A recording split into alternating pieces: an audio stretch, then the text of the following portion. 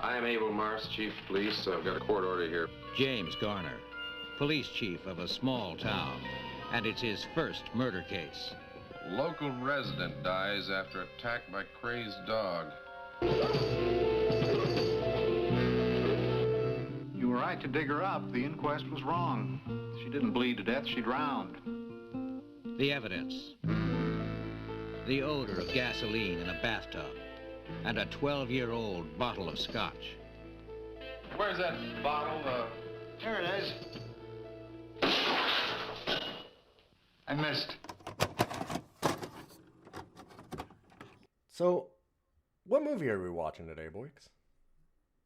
It's called, They Only Kill Their Masters. It's like a 1972 film.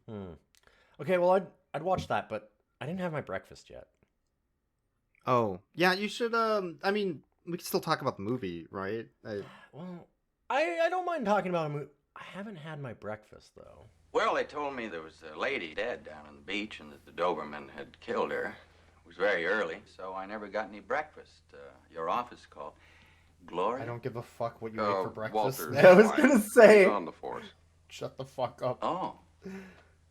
Well, she asked me if I'd go out and sedate the dog, and so I did, and I never got any breakfast. We owe you one. Oh my god, dude. Dogs, they're coming. They're coming your way. They'll be here soon. Hey, they're the dog people, aren't they? Hi, this is Rough Cuts. It's our podcast about good boys and bad movies where we watch a bad dog movie, or at least what we think might be a bad dog movie, and then talk about it immediately afterwards. Today, we thought this might be a bad dog movie. There's a dog. There is a dog. It's on the It's cover. a movie. Is it bad? Is it a movie? it's movie land. Is it bad? And Voix is like, is it a movie? We might have answered the question. Hey, I haven't had my breakfast. I haven't had my breakfast yet. Yeah. What the fuck so was with the breakfast? I don't know why. There's so many weird things in this movie where it's like they just told the side character actors to just come up with a bit before their scene, I think, and they just did, and none of it made any sense. It's a very straightforward, like, Columbo style episode kind of thing, like, or like Matlock or something, like it's that. Or Kojak. Or Kojak. Also suggested for people that wanted to watch this movie when we bought it for $4 as a rental. Yeah, it's weird. I think there's a reason why this was scrubbed from the WB archives for their streaming. I don't think they want anybody to see this. Also, reading into it, James Garner, the main actor, in his memoirs said he doesn't want to talk about this movie. He wrote down in his book and his memoirs, I don't want to talk about that one. No fucking kidding. Which is pretty funny. James Garner, by the way, in case you don't know, for folks listening, is you might have heard of him I know. in his famous roles in Superman, Shazam, The Return of Black Adam. Yep. Atlantis, The Lost Empire. And of course, his most famous role, Pat, in The Land Before Time 10. Yeah. The That's Great what he's known Long for. Neck He's a Migration. Yeah. Well beloved actor of Well beloved in The Land Before Time 10. Was he in the other Land Before Times? No. So, but this movie is a fairly straightforward, like, Matlock. It's kind of trying to be like hard-boiled detective in a way. But then Yes. James Garner It's the like typical small town getting interfered by big town politics. a little, movie, I mean, right? it's got Like a bit of that. It's got a bit of a bunch of things, and it doesn't do Yeah. anything with any of them. But No. like, that's one of the problems, is that it starts with all these tropes where you think it's going to be the small town thing, but like, it's not like they go anywhere with the politics side of things. And in fact, they talk about, like, he abuses, to be honest, the sheriff, who's the big town sheriff kind of thing, coming into his small town, and he's the chief, for fucking up the case and missing all these clues. And I brought it up, and then the movie brought it up itself, where the sheriff goes, hey man, stop bothering me about this. You keep on saying like, oh, you didn't even look for the car. And he's like, you never fucking told me about a car. You told your cops about a car. You never said shit to me. And I'm like, yeah, like, why is it his fault? He's like, well, I can't believe you didn't even piece together that the car was in this spot. And it's like, what car? How is he supposed to know about a car that our main character just saw of his own volition and didn't tell anyone about? He told his own cops, but he didn't tell this dude. And then he makes fun of this dude for being an asshole and not knowing about it. And it's like, well, you gotta tell him. But it's this hard-boiled kind of detective thing where it's trying to be really straight, you know, like, it's not a comedy in any way or anything like that.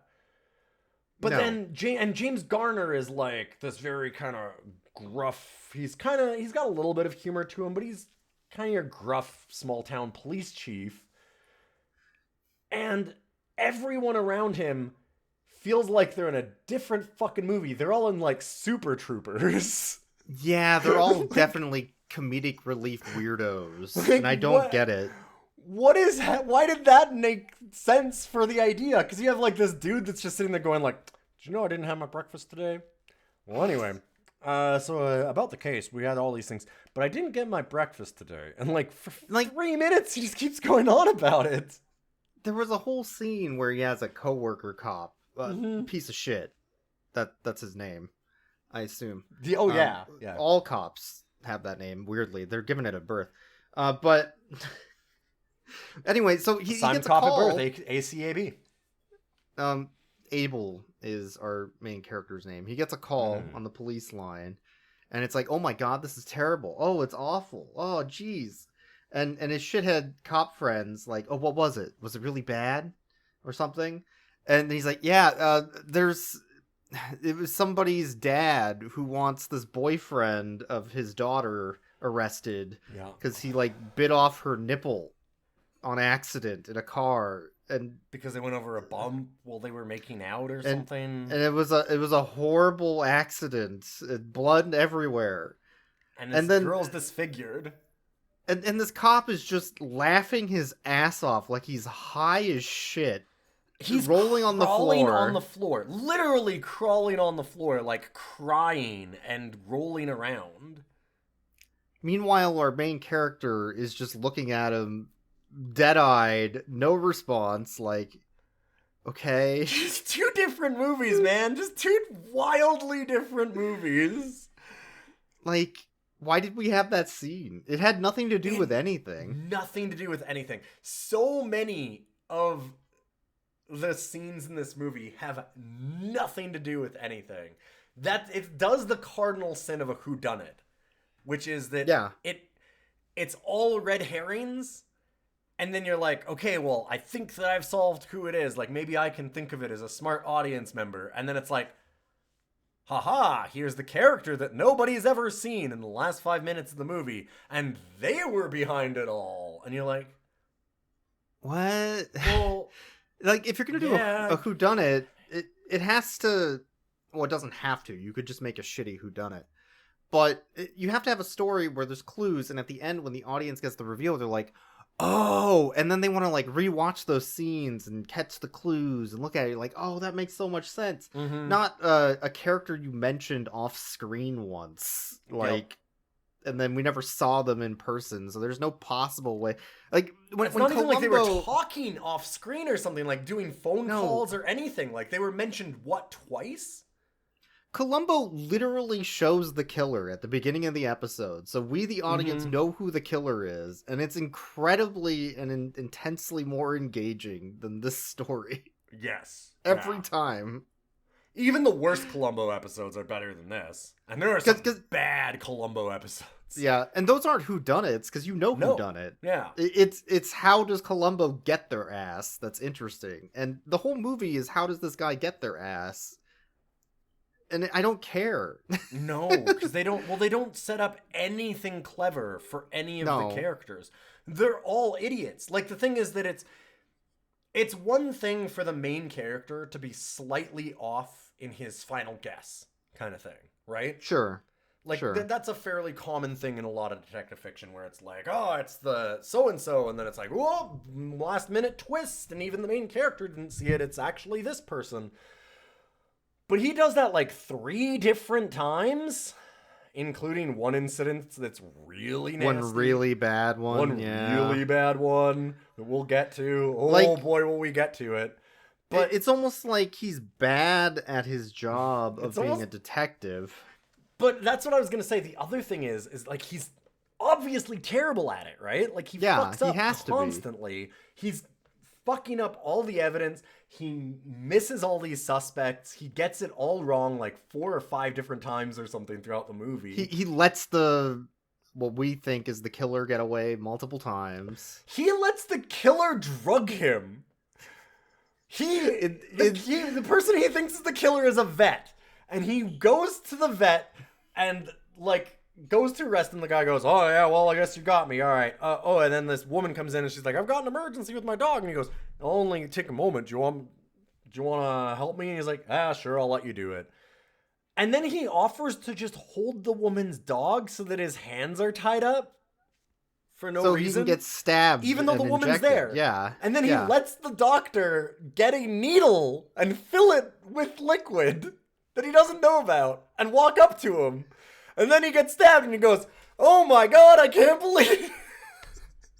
Who could have seen this coming? But the biggest sin for me about that whole thing is like, sure, you can actually have a detective that's not very good and does all these mistakes. You could write a movie with that and have it still be okay or good. But the movie is constantly trying to make him seem cool and smart. And that everyone else around him is a bumbling small town yokel and he's better than all of them. And it's like, he's not. It's not that, because instead what they do is they make him seem like an abuser, an idiot, a drunk, an incompetent shithead. Yeah. Yes. Like, yeah, they don't realize they're doing it, but that's what they actually do. Because I don't know if he's the hero in this story at all. Oh, fuck, is he not? He is the protagonist. He gets a technically innocent of murder, but definitely accomplice killed. Yes. By just not telling the other cops anything. And then yelling at the cops when they shoot him.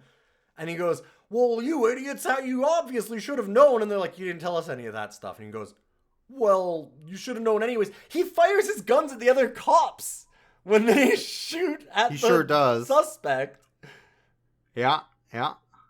The cops that he told to wait in the building opposite with shotguns. Yes. So that they could blast the guy when he ran out. Yeah. And then when they the ones he set up to do that. Yes. Yeah. He was real mad about that. He's so mad about it, he shoots at them. But, anyway. Should we go into the number one worst thing about him? His relationship? The first accusation? Yeah, sure. But so first of all, sure. I guess the important part of the film, why it's a dog. Why it's a dog, yes. Why any of it's relevant. At the beginning of the film, there's a lady who washes up on shore who's dead. Mm-hmm. And her dog is trying to pull her out of the water onto the beach and is protecting her body when the cops show up or somebody shows up eventually to get the body. Yeah. So they think the dog drowned her. Drowned this woman, yes. Yep. Yeah, no, I'm just held her body underwater. Yeah, no, you can just say it. It's dumb, but you can just say it. Keep going. Yeah, no, yep. Mm-hmm. Out of malice. Correct, yeah. Well, you know how Dobermans are. They often grab their owners and, like, push them down and go, do. Shh, shh, shh. Quiet. Sorry, they're called Dobes now. Sorry, you got the wrong name. Nobody calls them Doberman Pinschers anymore. Just Doberman ADR. Or Dobe. Neat. Yeah, you're not with the times, man. We call them Dobes now. Doobies for short. Come on. They're called Dobes. Everyone knows that. Anyway, so the dog gets kenneled to the vet.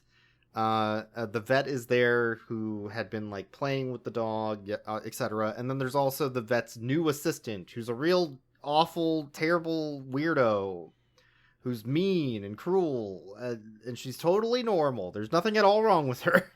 Nope, not at all. She's very, very hetero. Extremely hetero. Would never fuck anybody else other than a cool dude. And well, she is from LA though. We all know what they say about people from LA. You know, the basketball players. What did he do in LA? What did he do in LA? He came. His whole thing is that he was in vacation in LA, and every single small town person goes like, "Well, we know what you got up to in LA because you know what LA is like," and we're like, "What the fuck is LA like? What the fuck are you talking about?" What What they imply is that he fucked a basketball player. I think, like a whole team. I think that's the only thing that's that what's makes sense. implied. Yes, Like, because he talks about all they have is basketball players. all to they have fuck is in LA. basketball in LA, and he's constantly talking about fucking things in LA. Or not? Is he hetero? I don't know. The movie doesn't know either. We spent this whole movie like looking for a theme that they were trying to go on. This is like anti-queer baiting. Are they? Are yeah, they not? It's like, are they bigoted? I think this is bigoted. Are they bigoted or like, are they not? Or I think they baited out being bigoted the whole movie. We were sitting there waiting for them to like drop the morality thing and be super, super bigoted, and it was like, I think, okay, is it? I think they are. They're not going to do it. But they aren't somehow. They do drop some slurs. They do drop a couple slurs, but it's done in a non-malicious way, if that makes sense. It kind of comes across as like slang for the time, I think. Yeah, and it's done in a way that it's like private between two people being playful, and like the reason why I say that it comes across as not being as offensive is because we thought for a while, or at least I did, I was like, wait, are they gonna have like the main woman who got murdered? They find out that she has a woman lover. Correct. And you're like, uh-oh, they're going to go, it's the 70s. But she's pregnant, and we all know that lesbians can't have children. What the fuck are you talking about? I know. But they seem like they're, well, also, just because she's got a woman that she loves doesn't mean that she's a lesbian. She could be bisexual, but anyway. She could be bi. They don't know anything. They don't know anything about that. I get it. But it kind of goes in this direction where you're kind of walking this weird line where they're not really talking about it, and it seems like he might be sympathetic to her being a lesbian, and then it seems like he might not be. But like it goes back and forth like that. And then when they drop in the scene where they start dropping the slurs, he's kind of playfully suggesting that he might be gay. And it almost seems like, wait, is that where they're going to go? Are they going to say like, oh, he wants to solve this case because he's actually gay and sympathizes with this woman?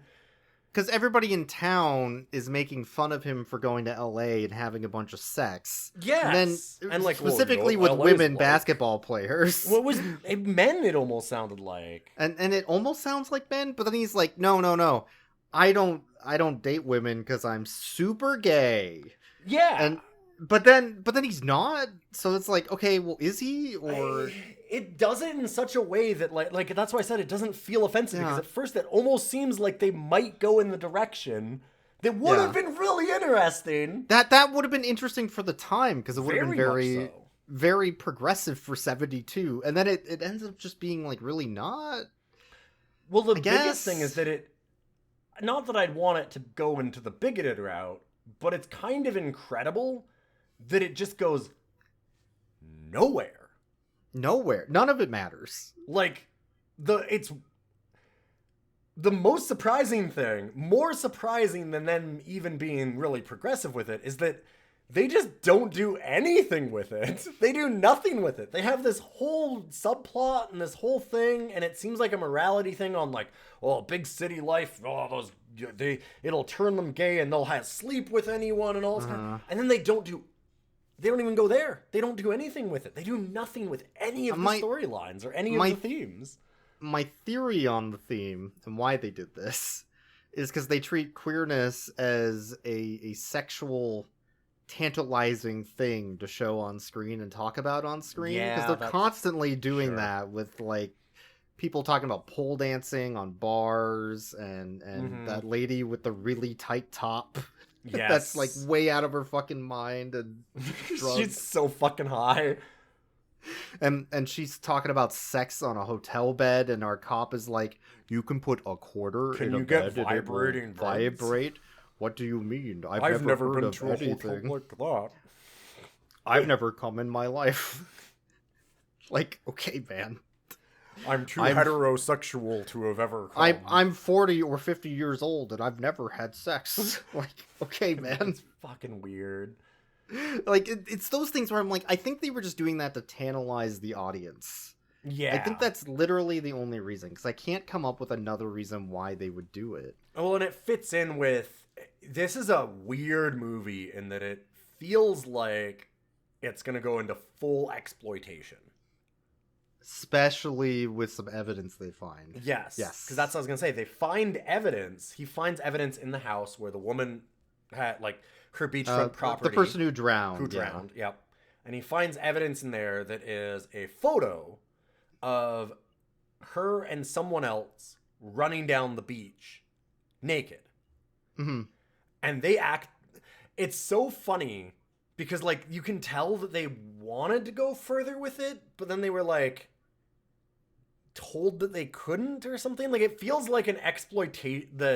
The director and writer or somebody was like, we're going to make this a full exploitation movie. It's going to have tits and ass all over. We're going to have full I think that's frontal. what they wanted. And then somebody else, like some studio executive was like, you can't do that. And just like shut it down.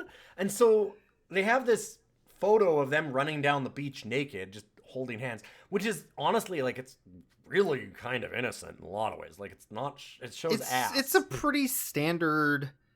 Like, nothing is sexual about the picture itself. No, there's no... Like, that's the funny thing, is there's nothing sexual about it.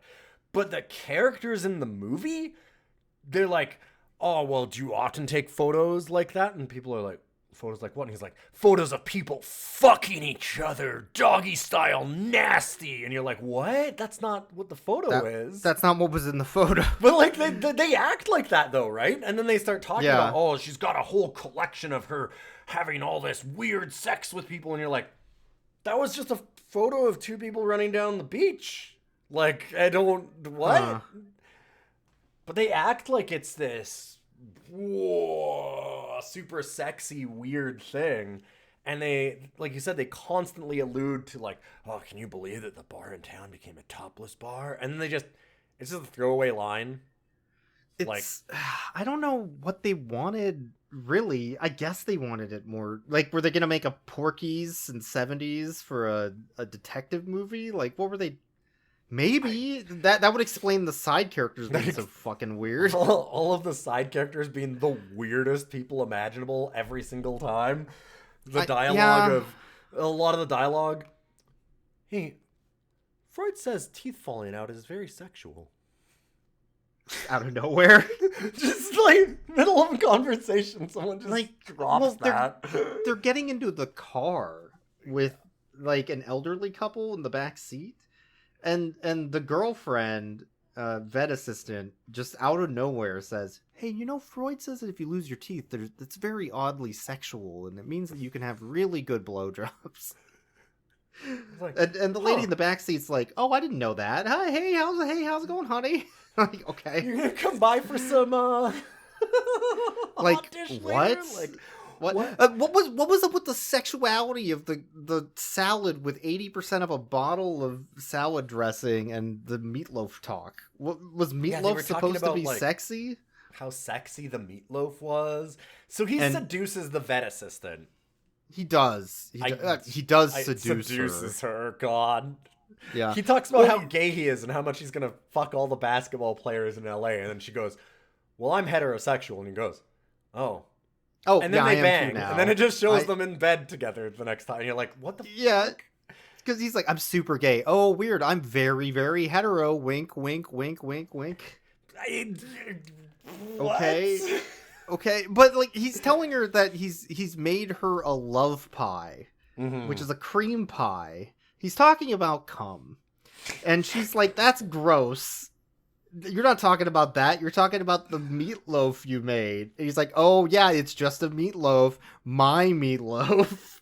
He's like, no, it's a meatloaf. It's got ketchup on it. It's not sexy. Unlike this salad I'm making. Would you like to toss my salad? Like, I think that's what they were trying to do, but it's like the most boring fucking sex talk I've ever seen. This whole movie, man. It's just... What? Anyway, God, I haven't had my breakfast yet. You hungry or? You know, I haven't had breakfast yet either. Actually, I haven't. So I never got any breakfast. So how does he even get the evidence, right? So the body was found. The coroner's like, she didn't get stabbed by the dog. She got drowned, but not in the ocean, in fresh water. And then somebody put ocean water in her to make it look like she had drowned in the ocean that she was sitting in when they found her body. Which, I don't know why they need to fake putting ocean water in her if she was in the ocean. What are you talking about? And that's implied that she was drowned in the bathtub of her own home, I guess, because they show, like, disinfecting the tub later. Mm-hmm. But... Well, because he's sniffing the tub. He's licking the tub. And sniffs it. He does the Columbo pool water. He does the pool water bit, but, like, worse? I don't know. That pool water bit's a hell of a thing. I love Columbo, but him taking a big handful of pool water and just drinking it. To be fair, I think he was really high in that episode. Like, as a character, I think his character was really high at the time. If you haven't seen the pool water Columbo episode, it's pretty amazing. There's a dead body in the pool water, so he immediately just goes and starts drinking it. It's fucking wild. But yeah, so they think the dog drowned the lady, and they're like, no, he couldn't have drowned her in fresh water. So they let the dog go free, and he has to go somewhere, so they pawn him off on the cop, our main character. Because nobody else wants him, because he's a killer dog, a Doberman. And I think the vet at some point says, yeah, Dobes, they only kill their masters. That's what they say about them. Title drop. So, like, it's implied, I guess.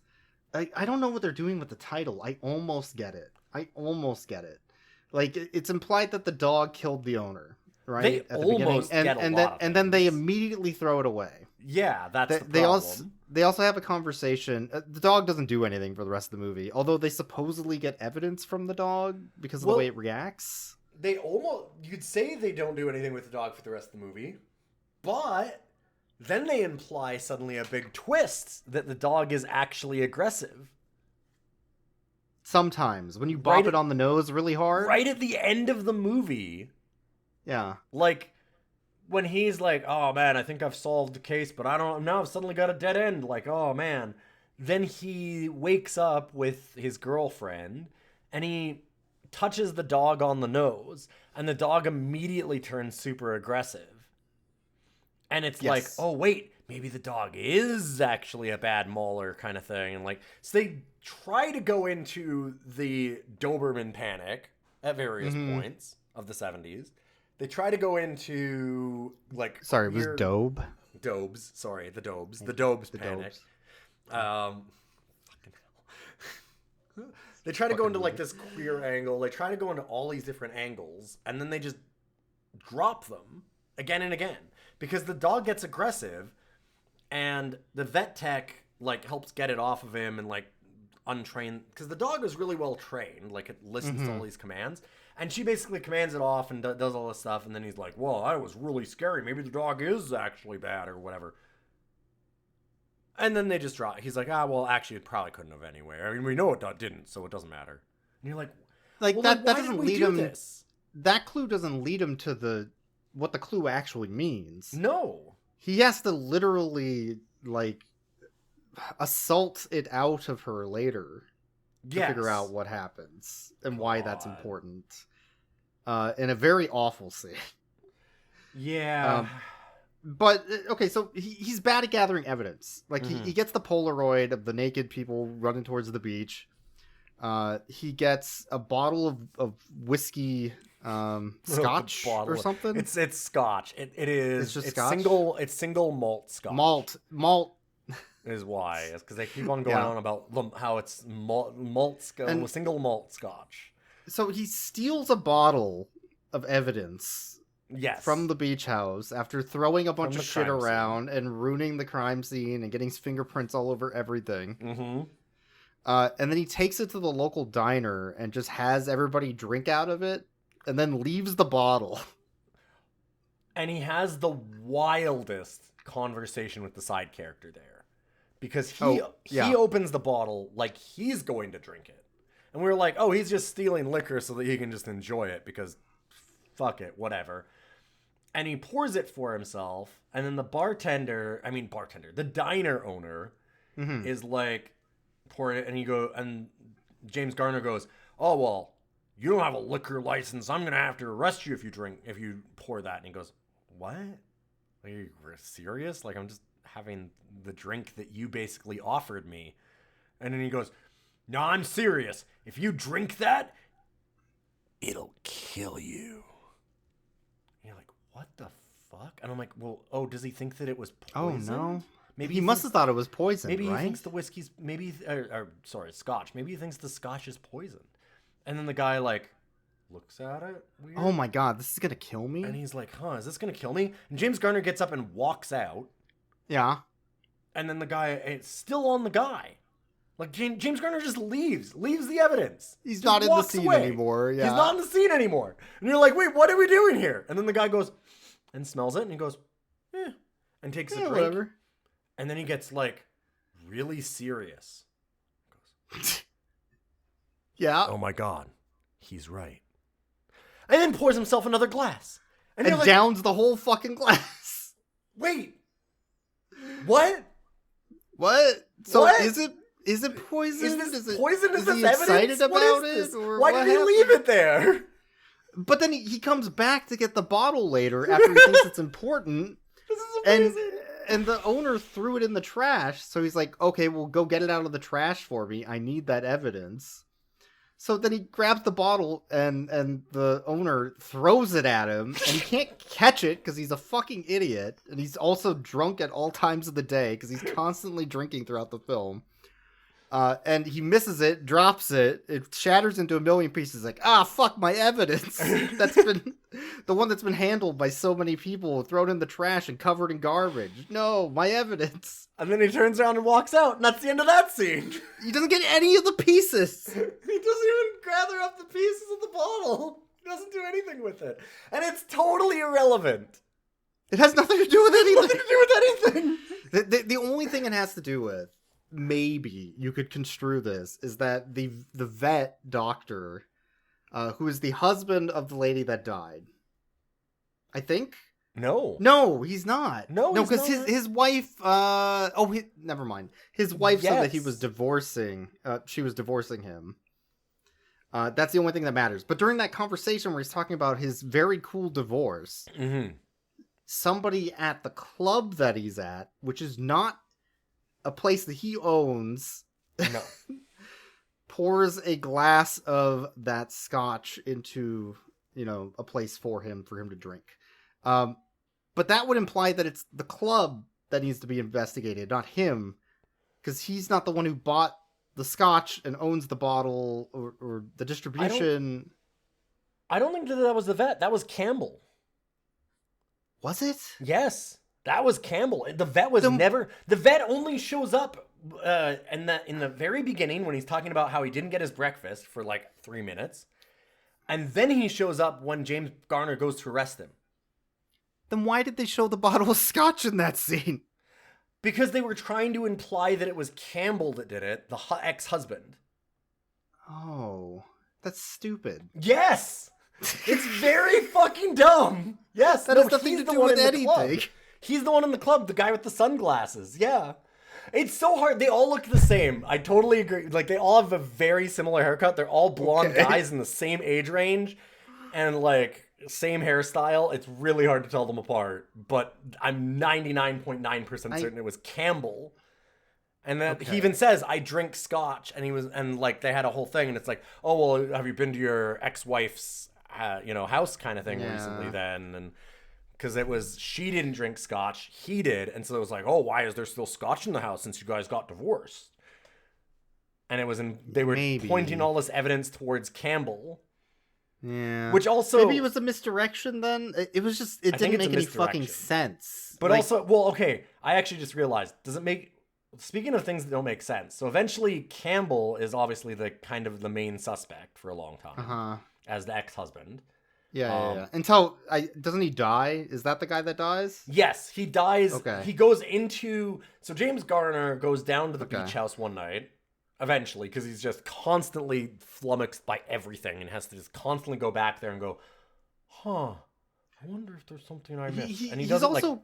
He's constantly driving through a 1-car wide tunnel. Yes. Which we thought had significance to anything in the story or a metaphor or something that was going to happen that was interesting and cool in that tunnel. And you're shaking your head like nothing happened, but surely there was a point to them showing him driving through the tunnel in real time 3 times. No. While waiting for traffic. No, there wasn't. But he goes out there in the middle of the night, and it's on fire. And so he runs in, and he sees Campbell's car outside. So he runs into the house, and he's like, "Campbell, get out! Like, I know you're trying to burn down evidence." And he finds somebody in the house, and that person, like, jumps through a window. He jumps out after them. Yeah. That person clobbers him over the head with a rock, and then jumps into the car and drives away. After getting enough time to slash his tires. And cut his telephone. And cut his radio and his radio line, yeah. But then as a prank. Yeah. So then he goes back to the house and gets the phone from inside the burning building and uses that to call the police.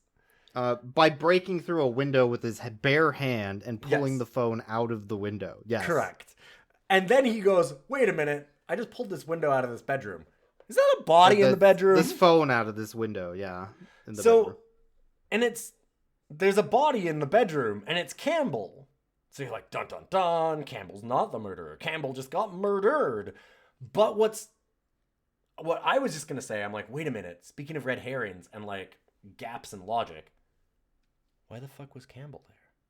Why was he at the beach house? Why would he be at the beach house? His wife's dead. They constantly show him as like, oh, he's out, having sex with younger women and stuff. He specifically came to town in a sports car with a sexy lady that was going to have sex with him on a motel bed. Yeah, like what the fuck? So why was he in his? Why was he in his own bed at the beach house alone? With with the ex-wife that he divorced like a year or 2 ago or whatever, and had nothing to do with, and he said, what did that have to do with anything? Why was he there? Anyway. Well, it was so that you could think that it was maybe Campbell, and then find out, it's not Campbell. I didn't even know who that character was when he showed up in the sports car. I thought it was a different character that just randomly came to town. I'll be honest. It took me a minute to realize. It took me a while because there's so many characters they introduce, and they constantly introduce them for like, because they were talking about the vet being very, very important to the plot. And as I said, he shows up in the first 5 minutes when they introduce the dog and the girlfriend eventually. Yeah. And then at the end of the movie with like 10 minutes left. Those are the scenes that he's in. I thought he was in more, but I guess not. Yeah, no, I guess really not. don't think he is. I don't think he's in anything else. And that's what I mean. Like, they constantly do that with characters. They'll bring a character in, show them for like 30 seconds, and then wait 45 minutes to drop them again. They did really burn down that beach house, though. That was cool. That was actually impressive. They shouldn't have done it. Not for this movie. No, not for this movie. It was not worth it for this movie. No. But it did look good. So I guess that we should get then to his second suspicion then, because he goes, okay, it's not Campbell. Well, that's his second suspicion. I have another suspicion in that scene, though. Why was there a ship captain there? Okay, do we have to talk about the ship captain? Why was he there? Who was that? There was just it's the house is burning down. He's on the beach with the dead body, and then the cops show up. Oh, we're sorry, we were late. Somebody like jammed a car in that tunnel you always drive through. That sucks. That's one way. So we couldn't get here until everything burned down. And also the mechanic was gone, so we had to go find him so we could get his tow truck, yada yada. And then a hard cuts over the ship captain with like a pipe in his mouth as our police officer storms off, Abel, and he's like, "Wow, that guy's real fucking pissed." Like, okay, who's that guy? Who's the fucking captain? Why is there a ship captain? Why is there a salty dog in this scene? What is? I mean, I'm glad he was there. Literally the only time that he's in the movie. The fuck? They do that a lot. They just drop people in like that. Wow, he's pissed. Like, okay, man. Yeah, so anyways, he starts suspecting it is instead his new girlfriend / vet tech, right? Like, that's the next one he suspects. Because she says dogs can't talk, which is highly suspicious. We've seen so many movies where they do. So many talking dogs. Tons of video evidence. I have and hours of it. Hundreds of hours. But she knew the dog's name before he told her it. Dun, dun, dun. And also, nobody at the vet's office would have known the dog's name in theory. Because they just got a dog and the owner's dead, right? So he's like, wait. First of all, how did she know the name? Second of all, I've been looking at that picture again in the bathroom by myself. The ass photo. I was researching the ass picture.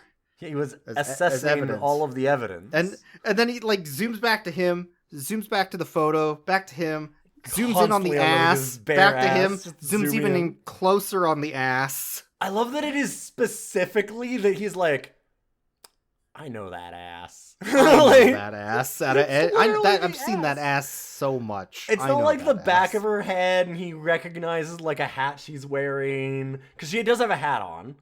Mm-hmm. In that, like, the woman in the photo. So you'd think, honestly, you would be like, okay, well, obviously it's got to be like the hat or something would be hat would be the distinguishing thing, but no, it's the ass. Does she have a tattoo on her ass? No. Just, are there ass.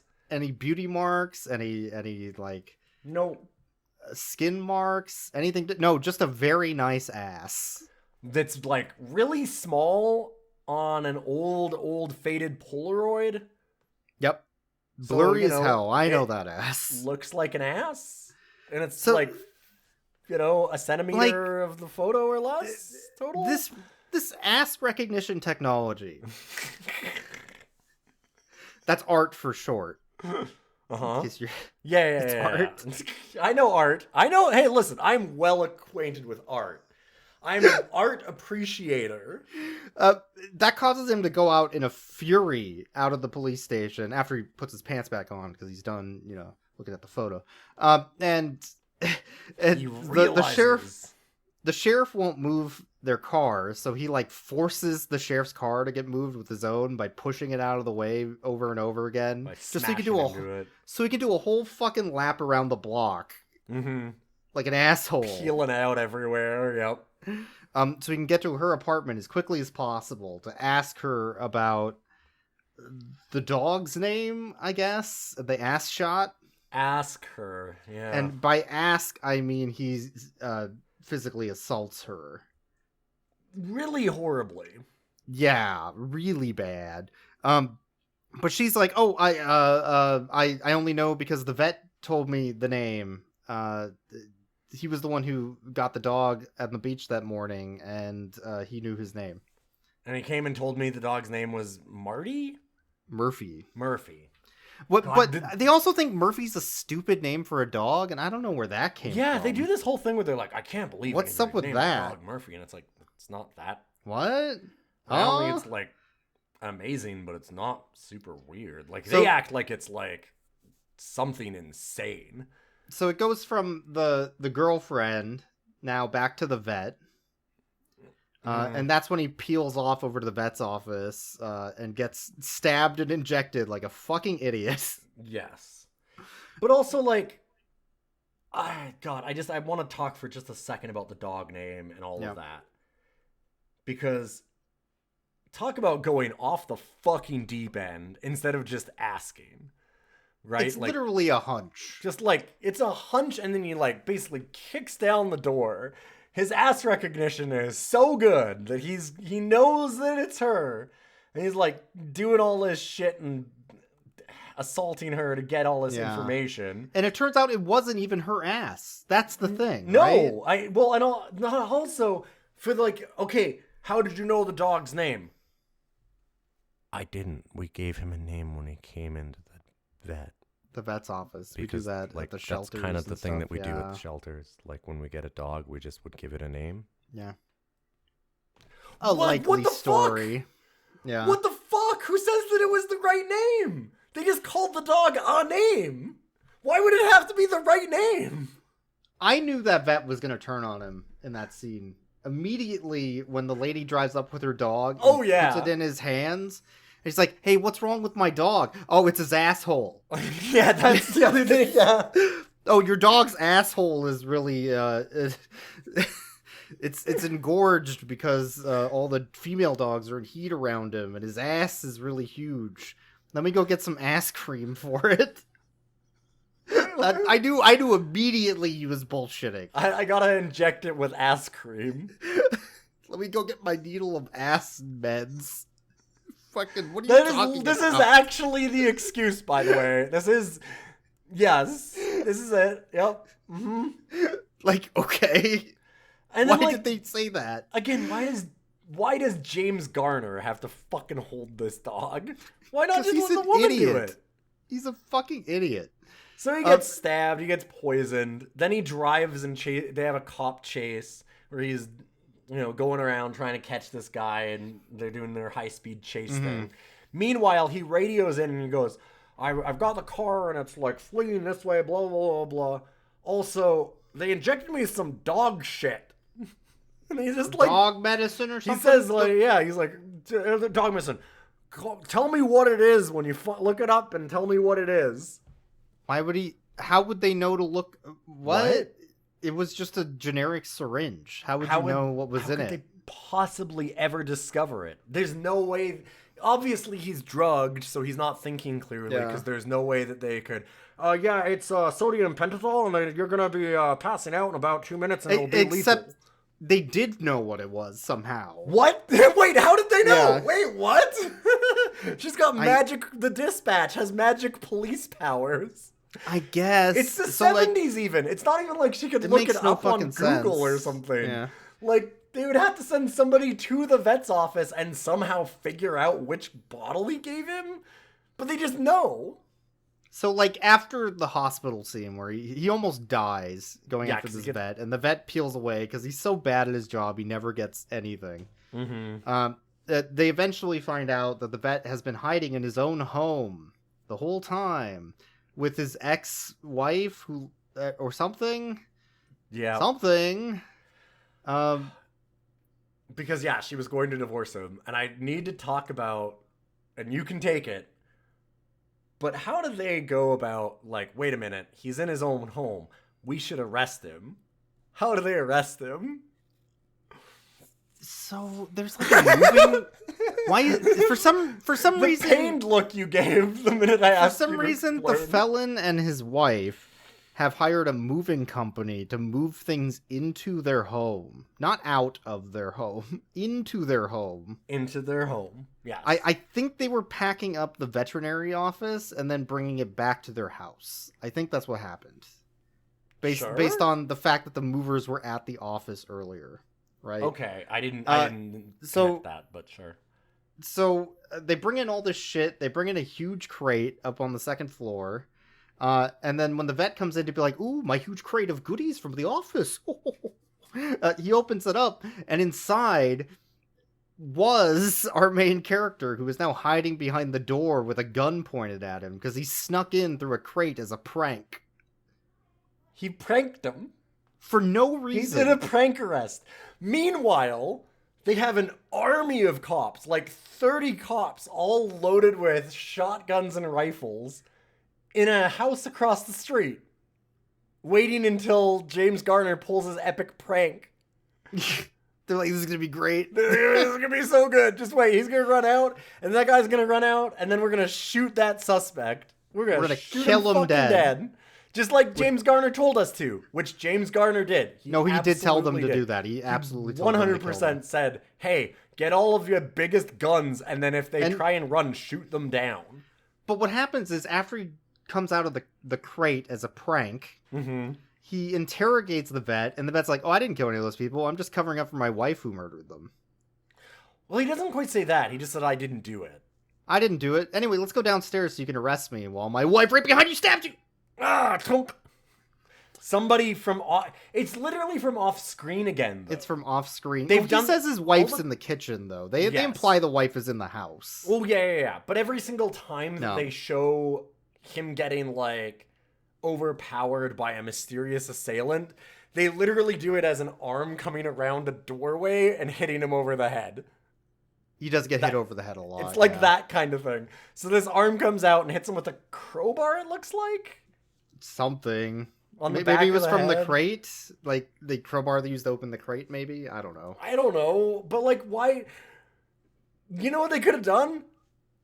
All the cops walk up to the door and go, "We have a warrant for your arrest. Come out." Yeah, that seems like it could have been a real easy way to do it. They could have solved this without blasting the suspect in the back as he tried to get away from them. Yeah. So yeah, but after they blast him, James Garner comes out. He's like, "You fucking idiots! That guy didn't kill anyone." He starts shooting at the cops and goes like, "Why the fuck you guys shoot him? I'm gonna shoot you!" And shoots twice at the cops. The cops go, "Holy shit! What the fuck are you doing?" And he goes, "Well, I didn't want you to kill him." And they're like, "What? Yeah, no, you explicitly told us to kill him, actually. That was kind of the whole point. You said that he was the murderer. You said that he was the murderer, and you said that you were going to arrest him. And then yeah, but you should know. You should know I don't know what the fuck I'm talking about by now. Yeah, like, that's the only explanation. Anyway, so it's revealed that the vet's wife was in love or married or dating the lady who died in the ocean, who was drowned in a tub beforehand. And she got jealous because lady also fucked around on her? Because, yeah, she was fucking around and had a baby. Like, she was pregnant. I guess. So she had to kill... I think it's implied the guy that went back to the beach house was her other... Yeah, her ex-husband came back. Her ex-husband. I think it... the one who died was the one fucking the lady that died. Maybe? And it's her lesbian love that forced her to kill or something. I don't know if they knew what they were saying. They had no idea. This thing falls apart so hard. So then she gets arrested, this new character we've never seen before that I don't give a shit about. Yep. And it goes back to the office. And we've seen her arm a few times when she's knocked him out. I think we've seen her eyes once. There was a scene where they showed some eyes in the dark, but it's implied to be the vet, so maybe. There's also, I think she walks by technically on screen earlier in the film as like a background character, maybe. Oh, does she? Oh, I never... Yeah, I vaguely remember seeing her, so it's like, it's nothing. It's nothing for the audience to go off of. No, yeah. So, anyways, we're back at the office. He's like, yeah, I was a real piece of shit cop. Right? I really fucked this one up, huh? Well, case closed. And the movie's over, right? They can't have anything more bad happen, right? No, there's more. The girlfriend walks in. The movie's over. It's gotta be. No, the girlfriend walks in. They haven't addressed the assault yet. They need to do that. So she walks in. They need to have him apologize and like... As bad as it is, she accepts him back, and then they end up like, you know, he kind of has to work. And they work on themselves, and they work on their issues, and she makes him go to therapy. Okay, all right, makes sense. No, none of that fucking happens. No. So what happens? She just accepts him back without any of that? That's unfortunate. No, she tells him he's a piece of shit. He can take his fucking dog and shove it up his ass, and then she leaves. Oh, good. Which That's is good. Awesome. What a great ending. That's the good part. I'm glad they end it there. Because she's mad at him for accusing her of being a murderer based on an ass shot. That's great. I'm super glad they end the movie there where it should when they show that James Garner is not really a good person. Mm-hmm. Well, there is an extra end credits scene. It's like the Avengers. There was a phone call, like, at the end of Avengers or one of the Marvel movies. He makes she's leaving in her taxi. He calls up the cops that are on the road, calls up their car. Mm-hmm. And he's like, hey, there's a taxi leaving. I need you to follow that and tell me where it's going so I can stalk her for the rest of her life. Thanks. Sure thing, Chief.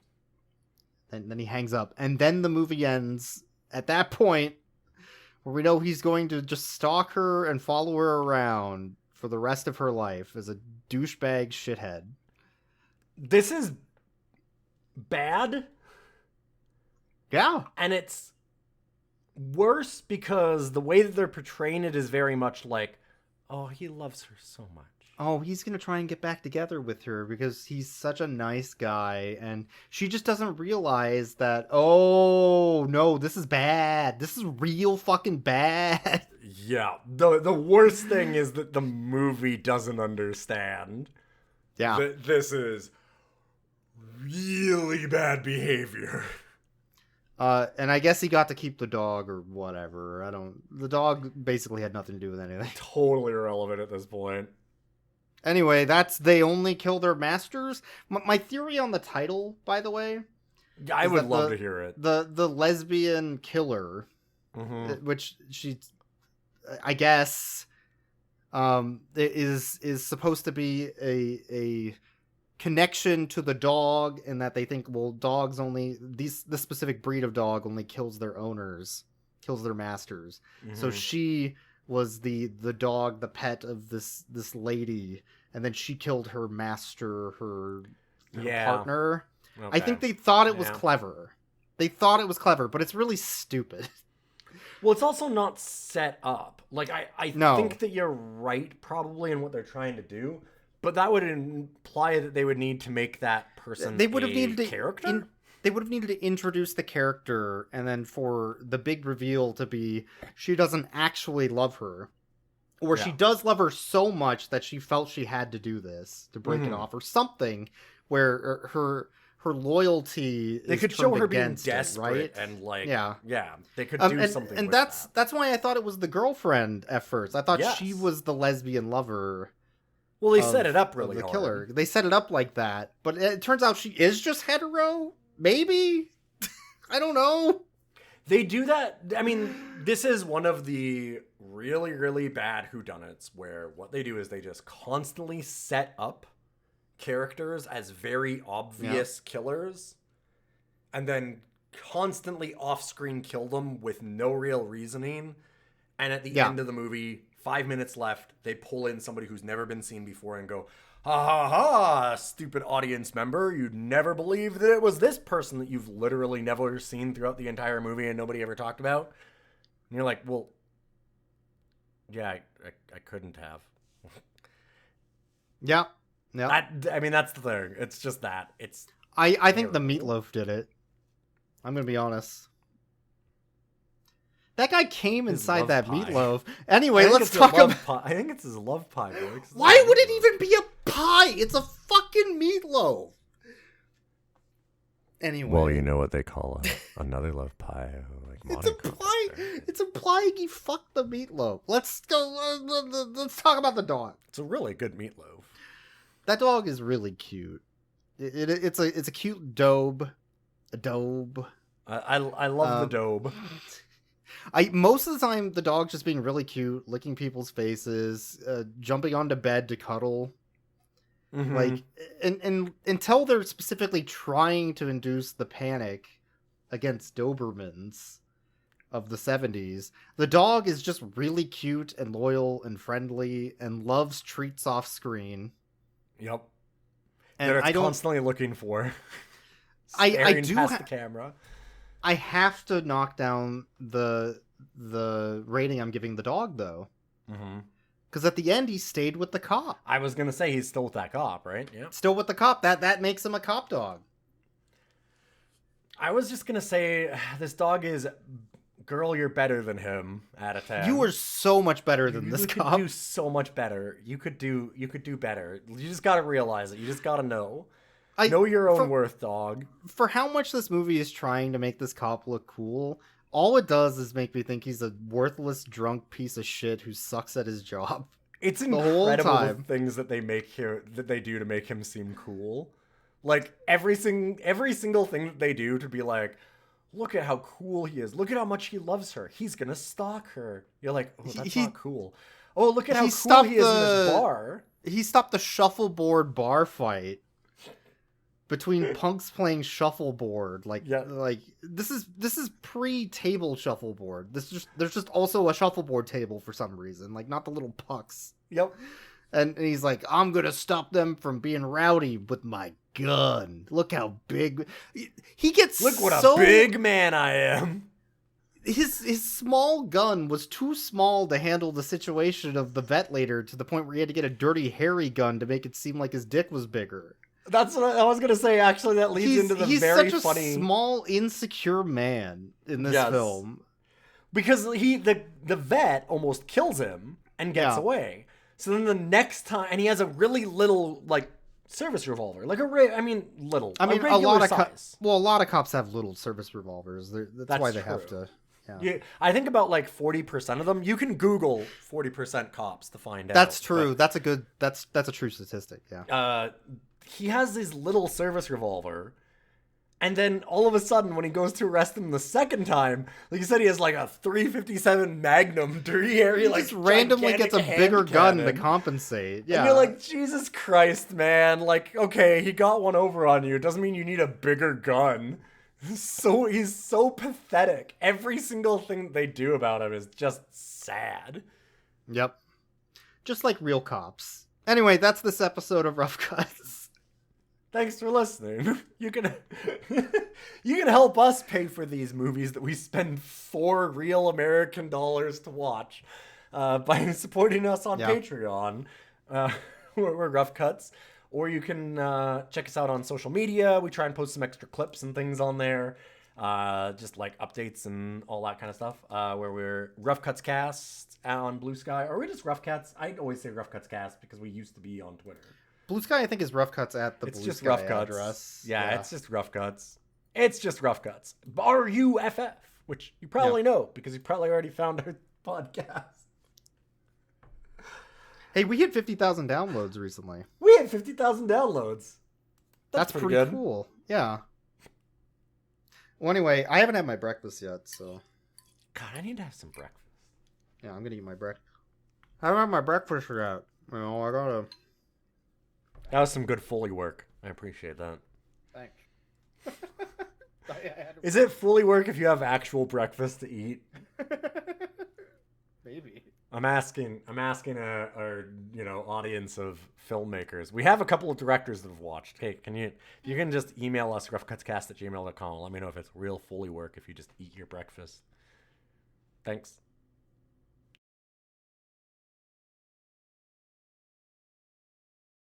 I feel like there's some other movie about barbitol that we had in the past. For big dogs, sodium barbitol is often used as quote-unquote truth serum. You got quite a job. Yeah. In movies. Better than yours. Don't worry, we'll get to it after work tonight, okay? Yeah. I'm almost positive I've heard sodium barbitol a lot in movies, and I'm positive that's normally the truth serum. I don't think you truth serum a By dog. the throat, huh? To kill him, I guess. And Dogs what can to never chew tell the on truth. Our hands and feet for, huh? Is Why'd that you true? do that?